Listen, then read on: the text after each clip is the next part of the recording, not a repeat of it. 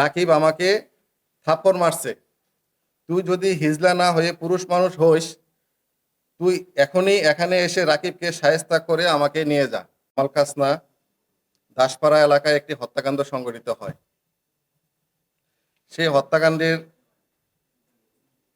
কোতোয়ালি থানায় একটি হত্যা মামলা রুজু হয়।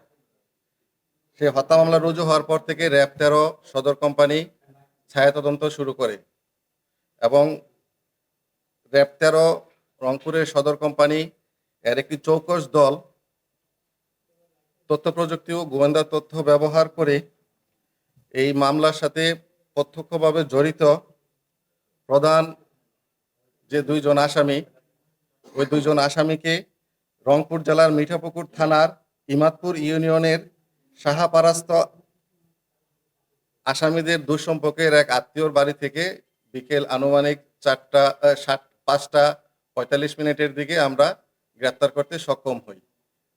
এই দুইজন আসামি আমাদের ওই মামলার এজাহার নামেও 1 এবং 2 নম্বর আসামি। 1 নম্বর মোহাম্মদ মমিন মিয়া এবং 2 নম্বর তার স্ত্রী সুইটি বেগম। এই দুইজন প্রত্যক্ষভাবেই এই মামলার সাথে সংশ্লিষ্ট। আপনারা জানেন যে এই মামলাটি মূলত আমরা প্রাথমিক তদন্তে বা প্রাথমিক জিজ্ঞাসাবাদে প্রাথমিকভাবে যে তথ্য পেয়েছি তা মূলত পূর্ব শত্রুতার জের ধরে এবং পূর্ব পরিকল্পিতভাবে এই হত্যাকাণ্ডটি সংঘটিত হয়েছে। এই ঘটনার পূর্বে এই যে আমাদের যে মূল যে ডিসিজড রাকিবের সাথে মূল আসামি যে মমিনের গত বছরের নভেম্বর মাসে একটি মারামারি হয় এবং সেই মারামারির পরে একটি এখন ডিসিজড যে রাকিবের আত্মীয় বাবা বাদী হয়ে একটি মামলা দায়ের করে কোতোয়ালি থানায়, মারামারির মামলা। ওই ঘটনার পর থেকেই এই রাকিব এবং মমিনের মধ্যে প্রায়ই দেখা হলে মানে কথা কাটাকাটি হতো বা একজন আরেকজনকে দেখলে একটা মানে শত্রুতা ভাবাপূর্ণভাবে তারা চলতো। তার ধারাবাহিকতায় এই 8 তারিখ আমাদের যে প্রধান আসামি মমিনের স্ত্রী তার মেয়েকে স্কুল থেকে বাড়িতে নিয়ে আসার পথে রাকিবের সাথে দেখা হয়।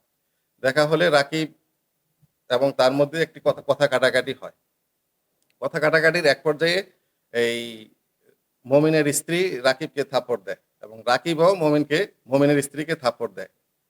তখন মমিনের স্ত্রী রাকিব তার হাজব্যান্ড এই কি বলে যে এই মমিনকে ফোন দিয়ে বলে যে রাকিব আমাকে থাপ্পড় মারছে।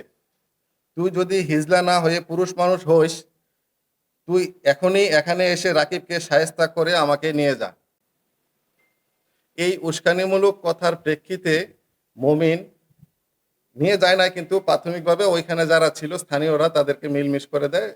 তার স্ত্রী মেয়েকে নিয়ে বাসায় চলে যায় এবং মমিন পরের দিন তার কাজ শেষে বাসায় ফেরার পথে দেখে যে রাকিব ওইখানে দাঁড়িয়ে আছে। তো মমিন বাড়িতে গিয়ে একটি ধারালো ছুরি নিয়ে এসে রাকিবকে আঘাত করে।